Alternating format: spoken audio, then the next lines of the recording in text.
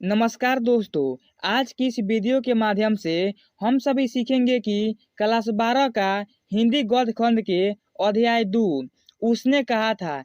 इस अध्याय में जितने भी ऑब्जेक्टिव क्वेश्चन है तो उन सभी को बारीकी से समझेंगे। तो दोस्तों, सबसे पहले आप इस चैनल पर नए हो तो इस चैनल को सब्सक्राइब कर दीजिए। चलिए दोस्तों, वीडियो को शुरू करते हैं।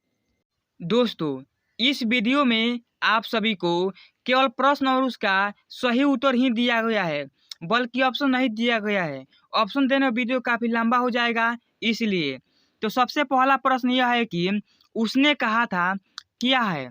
तो उसने कहा था यह एक कहानी है। फिर अगला प्रश्न यह है कि उसने कहा था कहानी के लेखक कौन है। तो उसने कहा था कहानी के लेखक चंद्रधर शर्मा गुलेरी हैं। फिर अगला प्रश्न यह है कि चंद्रधर शर्मा का उपनाम क्या है। तो चंद्रधर शर्मा का उपनाम गुलेरी है।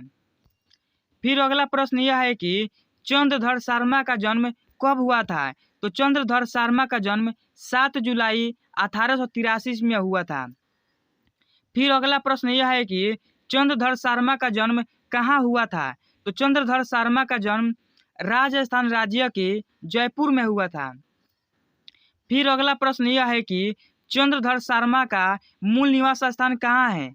तो चंद्रधर शर्मा का मूल निवास स्थान हिमाचल प्रदेश राज्य के कांगड़ा जिला के गुलेर नामक ग्राम में हुआ था। फिर अगला प्रश्न यह है कि चंद्रधर शर्मा का निर्धन कब हुआ था। तो चंद्रधर शर्मा का निर्धन 12 सितंबर 1922 ईस्वी में हुआ था। फिर अगला प्रश्न यह है कि चंद्रधर शर्मा के पिता का नाम क्या है। तो चंद्रधर शर्मा के पिता का नाम पंडित शिवराम है। फिर अगला प्रश्न यह है कि चंद्रधर शर्मा गुलेरी ने कोलकाता विश्वविद्यालय से इंटरमीडिएट की परीक्षा कब पास किए थे। तो 1901 ईस्वी में। फिर अगला प्रश्न यह है कि खेतरी के नाबालिग राजा कौन था। तो खेतरी के नाबालिग राजा जय सिंह था। फिर अगला प्रश्न यह है कि चंद्रधर शर्मा ने संस्कृत विभाग के अध्यक्ष कब बने थे। तो चंद्रधर शर्मा ने संस्कृत विभाग के अध्यक्ष 1916 ईस्वी में बने थे। फिर अगला प्रश्न यह है कि काशी नागरिक प्रचारणी पत्रिका का संपादन किसने किया।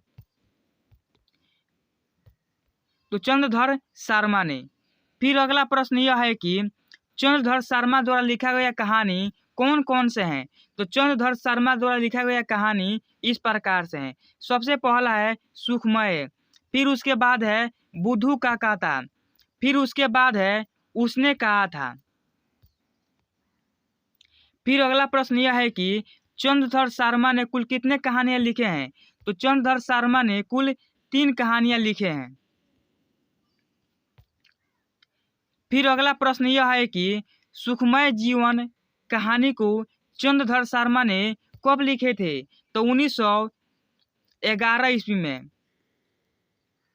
फिर अगला प्रश्न यह है कि उसने कहा था कहानी को चंद्रधर शर्मा ने कब लिखे थे। तो 1915 ईस्वी में।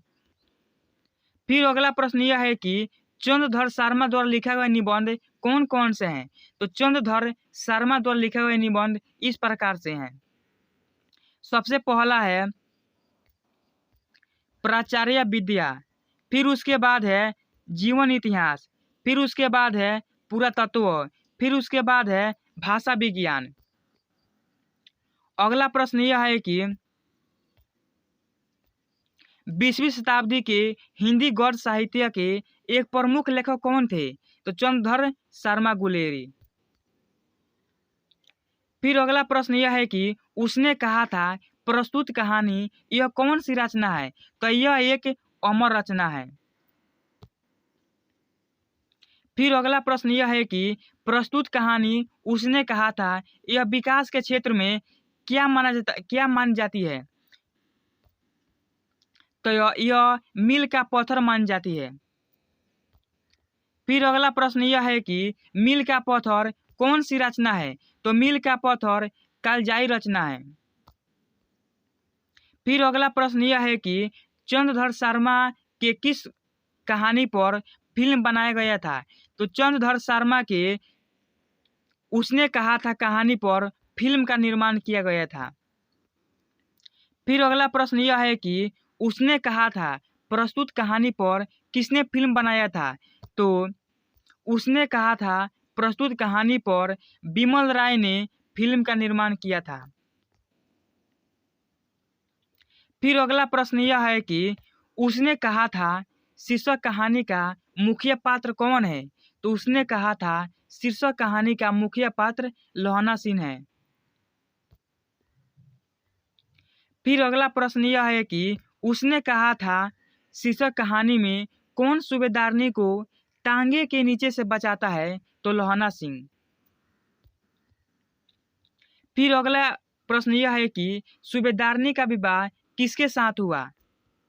तो सूबेदारनी का विवाह हाजरा सिंह के साथ हुआ। फिर अगला प्रश्न यह है कि सूबेदारनी के बेटा का नाम क्या था? तो सूबेदारनी के बेटा का नाम बोधा था।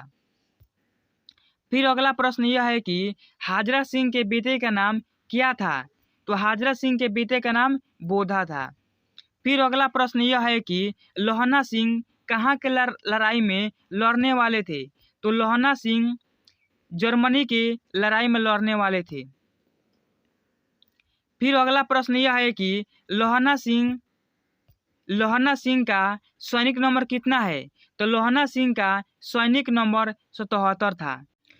दोस्तों, इसके बाद जितने भी ऑब्जेक्टिव क्वेश्चन है तो उन सभी को नेक्स्ट वीडियो में मिलेगा, यानी कि पार्ट 2 वीडियो मिलेगा। तो दोस्तों, इस वीडियो को देखने के बाद आप इस चैनल को subscribe, like, comment and share जरूर कीजिएगा। धन्यवाद।